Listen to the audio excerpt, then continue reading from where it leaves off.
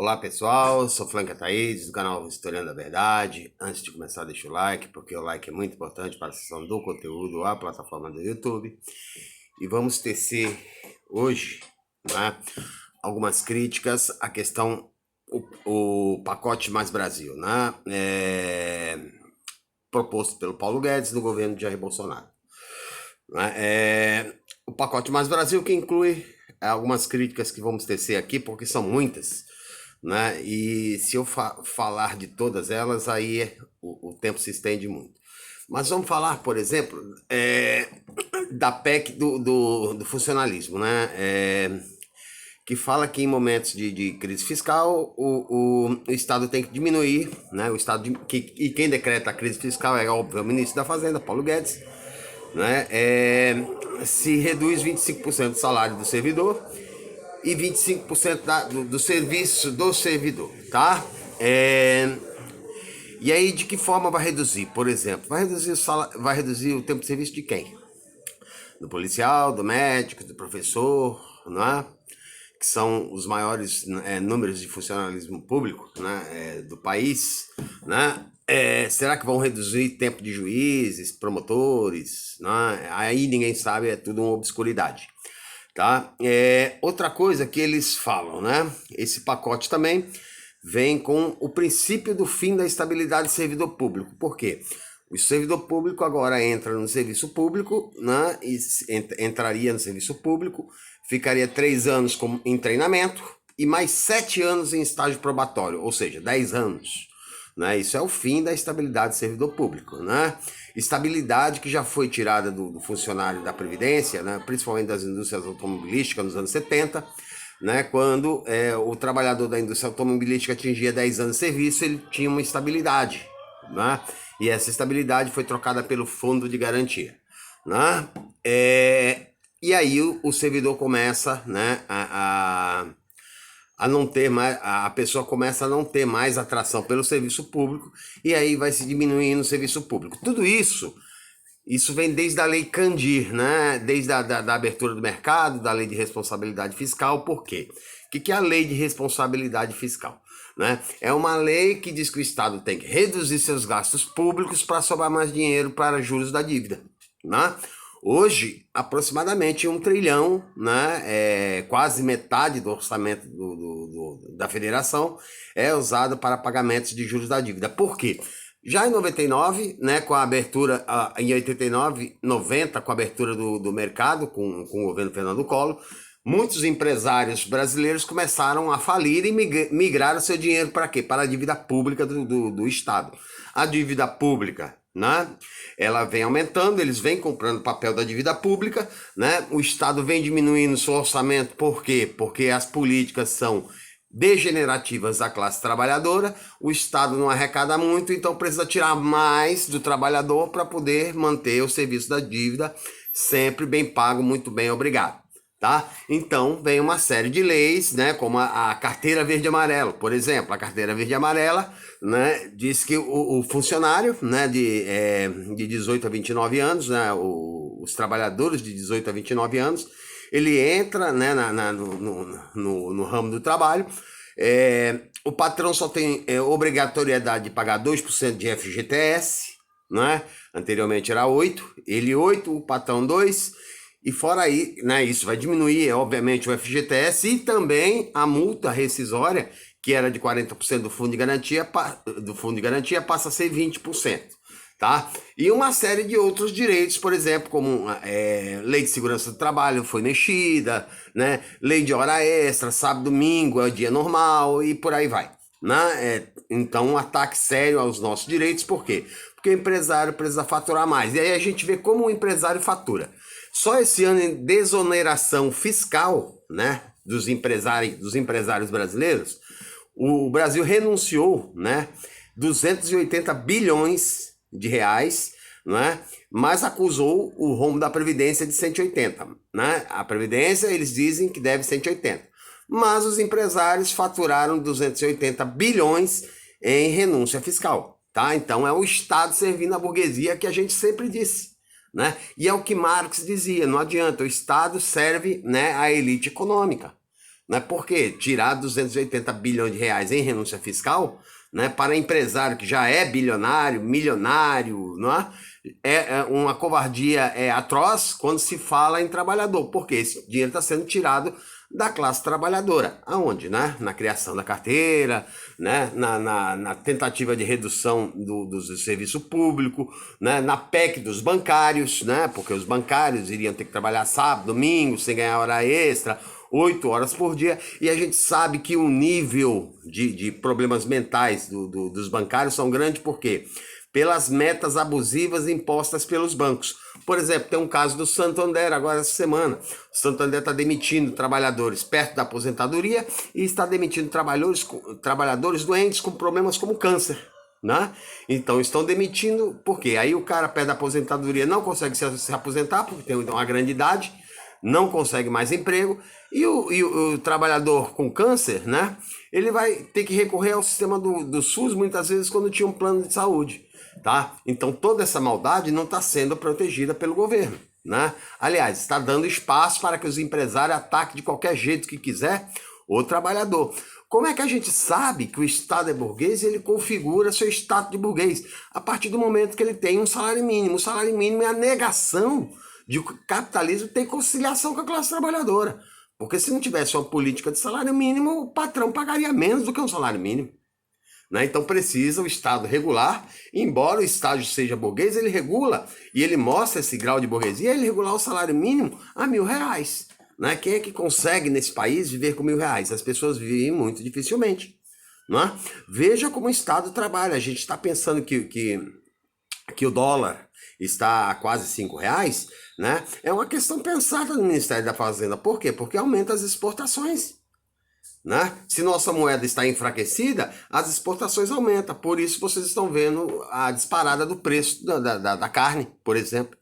Né? Porque a demanda, né, ficou mais interessante para o exterior e não para o mercado interno. E o mercado interno, quando sobra para vender, eles vendem ao preço que eles quiserem. Se não quer esse preço, não compre. Tá? Então, há 10 anos atrás, 10, 12 anos atrás, a gente viu o preço do contrafilé chegou a R$ 16 a peça, a peça, né, R$ 16 o quilo da peça, né? Hoje vai ver o preço R$ 40 o contrafilé, R$ 40 a picanha, né? E aí a gente pode negar, aliás, a gente pode perceber o tamanho da crise de um país, né? A crise do Brasil, toda vez que o carro de ovo passa na sua rua. Né? O brasileiro esse ano vai atingir um status mundial de um dos países mais consumidores de ovos do mundo. A gente vai consumindo até o final do ano uma média de cada brasileiro 230 ovos. Né? Por quê? Ovo é proteína e a gente precisa de proteína animal. Né? Como a carne está muito cara, o brasileiro está migrando pro ovo, né? Pro frango, mas o frango, o produtor de frango está percebendo que está ficando mais competitivo o mercado, ele está aumentando o preço do frango, o peixe também está subindo, né? Por quê? Porque o objetivo sempre é manter o ganho final, o lucro maior, tá? Então, mais outros problemas que vêm dessa PEC aí, não só da carteira verde e amarela, né? Mas vem da questão da previdenciária, né? A questão previdenciária torna praticamente impossível a aposentadoria com 40 anos de contribuição. Né? Eu já havia falado do caso da pensão por morte, né? Ou por invalidez. Né? A previdência também é uma outra forma de quê? De se manter, né, essa PEC que foi votada pelo Michel Temer, congelando os gastos públicos por 20 anos, né? 20 anos, não mexendo, né, com juros da dívida pública, que não foi congelado, né, os gastos com juros da dívida pública, e de que forma se mantém isso se o Estado está perdendo receita, né, se mantém tirando mais direitos. Só que mantendo-se assim, tirando mais direitos, né, o poder aquisitivo da classe trabalhadora vai diminuindo. Vai diminuindo, o próprio capitalista não investe no Estado em que não tem consumidor, não tem poder aquisitivo para se comprar. Nós temos hoje 70% das famílias brasileiras estão endividadas. Né? Então a crise vai se aprofundando e, por ironia, né, do destino, né, ao que tudo indica, né, daqui a 3 ou 4 anos, é o próprio Bolsonaro que vai levar o país à convulsão social, e essa convulsão social pode levar a uma revolução como está acontecendo no Chile. né? Uma convulsão social que já está lá há quase 2 meses e que os meios de comunicação, que são detentores, né, da produção de informação, né, propriedade privada dos meios de produção de informação, informam aquilo que bem desejam. Por isso, muitas vezes alienam a população e conseguem convencer o trabalhador a aceitar todas essas perdas, não é? E quando o trabalhador só vai reagir quando ele chega a uma miséria absoluta, né? Que miséria é essa? A miséria como no Chile, que não tem assistência médica gratuita, no Chile, que as universidades são caríssimas, no Chile, onde a aposentadoria do trabalhador é em média R$600, 85%. Né? Ou as convulsões sociais que está acontecendo agora na Colômbia, as convulsões sociais que está acontecendo na Bolívia, as convulsões sociais que podem ocorrer no governo de Obrador, no México, né? Pela paralisia ainda, que não conseguiu reagir ao poder da burguesia, porque a burguesia é extremamente organizada e porque ela é organizada. Ela é organizada porque ela faz a alienação da classe trabalhadora, isso é uma questão marxista.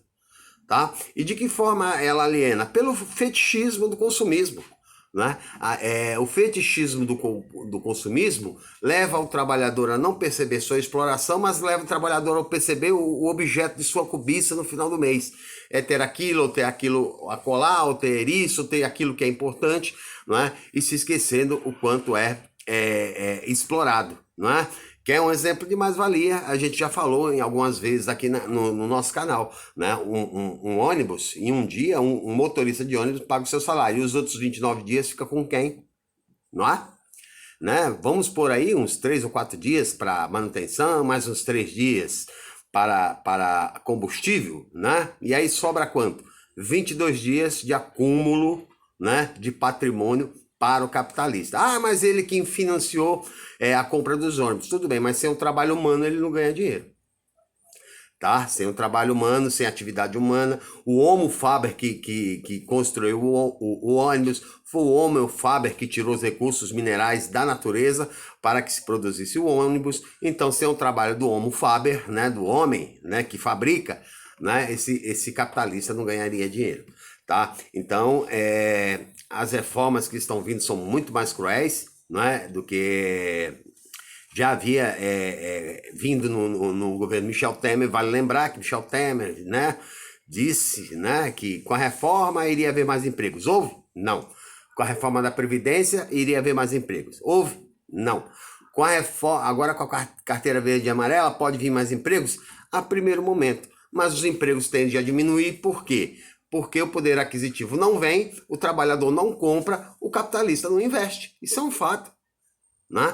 Se o trabalhador tem pouco dinheiro, ele não compra no comércio. O comércio não gira, a empresa não fabrica. Se a empresa não fabrica, o capitalista tira o seu dinheiro da empresa, desmonta a empresa e volta a aplicar, né, nos juros da dívida pública, né, no rentismo desse país, né, e livremente ganha dinheiro sem precisar trabalhar, e o país fica colapsado. E por isso, por exemplo, que a Inglaterra, hoje alguns países da Europa estão revendo, né, os conceitos neoliberais, principalmente de Margaret Thatcher, que inclusive estão reestatizando água, energia. Por quê? Porque são bens humanos, né? E o ser humano não pode ter negado bens humanos. Por exemplo, sem energia não há como viver hoje. Sem água o homem não vive, não é? Então a água, a energia, ela deve ser gerida pelo Estado ou, segundo Marx, gerida pelos conselhos de comuna, depois de uma revolução transitória de socialização de riqueza que chega ao comunismo,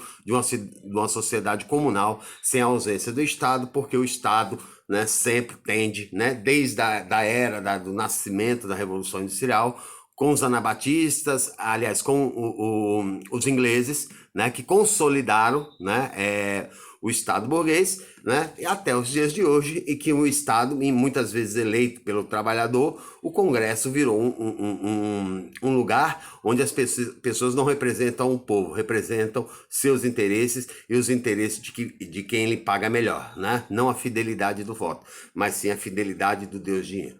Ok? Essa é a minha participação e até a próxima. Aonde a gente chega a uma conclusão como essa? Esse livrinho pequenininho aqui. né? Já ia até esquecendo de falar.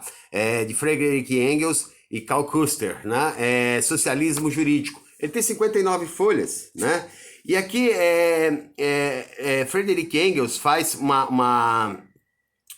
um rebate, né, a Meringer, né, que é um liberal que tenta desqualificar Marx depois da morte dele em 1887, e Friedrich Engels escreve o Socialismo Jurídico, e depois ele vai escrever do socialismo utópico ao socialismo científico, tá bom? Esse livro é baratinho, tem 59 páginas, né? E eu indico a melhor, né, para quem quer conhecer um pouquinho, é de uma fácil leitura, você lê em um dia, né?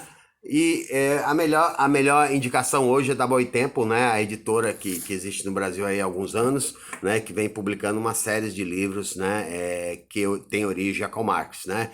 Inclusive eu tenho recomendado lá para o final do ano, porque o salário está curto para todos nós, né? Mas eu tenho lá Gramsci, tenho Herbert Marcuse, né? Que na próxima gravação eu vou falar de Herbert Marcuse, né? Eros e Civilização, que é o livro de Marcuse, da Escola de Frankfurt, né? Que vai dar início à primavera dos anos 67, 68, 69, no mundo inteiro, primeiro na França, depois nos Estados Unidos, onde o povo vai à rua brigando contra toda aquela reprimenda conservadora e principalmente criticando a guerra do Vietnã dos Estados Unidos, tá? É nesse ambiente que eu já disse em lives anteriores que está Angela Davis, que foi aluna também de Herbert Marcuse, ok? Até a próxima.